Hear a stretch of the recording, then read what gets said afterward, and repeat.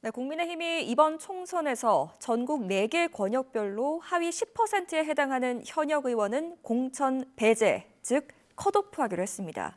같은 지역구에서 3선 이상 한 5 의원은 경선 득표율의 최대 35%를 깎을 방침입니다. 손효정 기자가 전해드립니다. 국민의힘 공천관리위원회가 첫 회의를 열고 후보 옥석을 가리기 위한 구체적인 기준을 제시했습니다. 우선 전국을 4개 권역으로 나누고 각 지역의 하위 10%에 해당하는 현역 의원은 아예 공천장을 주지 않기로 했습니다. 여당 당세 등을 고려해 구분한 건데 7명 정도가 고배를 마실 것으로 보입니다. 현역 교체는 하위 10%에 관해서는 우리 인원으로 보면은 7분 정도 될 것 같습니다. 전체적으로. 당원과 일반 국민의 여론조사 반영 비율을 지역별로 구분하고 다선 의원에 대한 이른바 페널티 규정도 마련했습니다. 동일 지역 3선 이상 중진은 기본 감산 15%에 권역별 조정지수 20%를 더해 경선 득표율의 최대 35%를 깎도록 했습니다. 당사자 입장에선 경쟁자보다 불리할 수밖에 없습니다.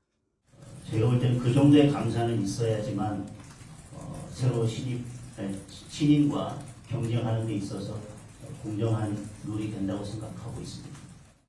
성폭력 2차 가해와 직장 내 괴롭힘 등을 공천 부적격 항목에 추가하고 음주운전 관련 기준은 높였습니다. 인적 쇄신과 도덕성 강화를 통해 이기는 공천을 하겠다는 건데 좀 더 일찍 닻을 올린 민주당도 공천 심사의 속도를 내긴 마찬가지입니다. 앞서 정한 전략 지역구의 숫자가 17곳에서 더 늘어날 가능성을 열어뒀습니다. 경선 때 감산 비율이 높은 하위 20% 명단이 통보되면 추가로 불출마를 선언할 의원이 나올 수 있기 때문입니다. 유능한 민주당, 젊은 민주당을 기초로 도덕성과 청렴성을 갖춘 후보, 그리고 이기는 민주당이 되기 위해서는 당선 가능성이 높은 후보를 여야 모두 사활을 건 총선 시계가 빨라지면서 현역 의원 물갈이 규모와 면면에 정치권의 시선이 쏠리고 있습니다. YTN 손유정입니다.